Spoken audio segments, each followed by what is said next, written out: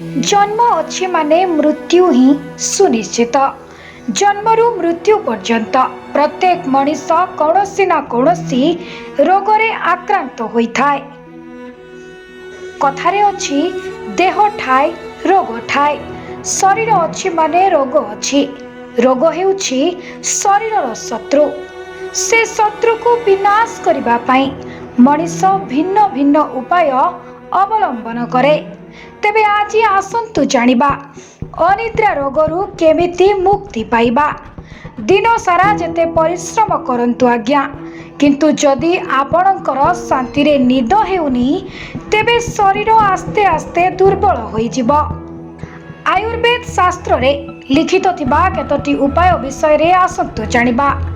आपणक घरे पियाज निश्चय थिबो। पियाज रस सुंघिले शांति रे निद आसे।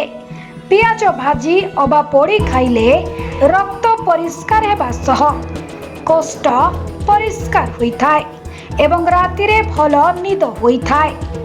बारी रे सुनुसुनिया साग थिबो नहेले संग्रह करंतु। एहाकू भाजी खाइबा द्वारा अनिद्रा रोगरू मुक्ति मिलिथाय। अधिक खाइबा देह पक्षे मध्य क्षतिकारक। सोइबा समय पूर्वरु पंचदेवता श्री गणेश, श्रीमन नारायण, महादेव, माँ दुर्गा, सूर्य नारायण को स्मरण करी भक्तिर सह प्रणाम करी सोइबाकू जांतु। भल निद हेबो। तेबे आसंतु जानिबा पंचदेवता को स्मरण करिबार मंत्र। ओम श्री गणेशाय नमः। ओम नमः भगवते वासुदेवाय। ओम नमः शिवाय। ओम श्री गणेशाय नमः।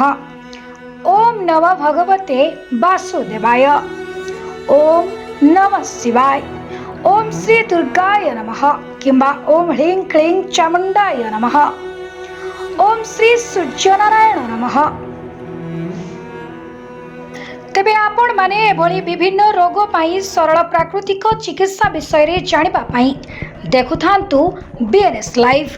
एभली वीडियो प्रथमे देखिबा पाई आम यूट्यूब चैनल को सब्सक्राइब करबा सह फेसबुक पेज को लाइक फॉलो करंतु।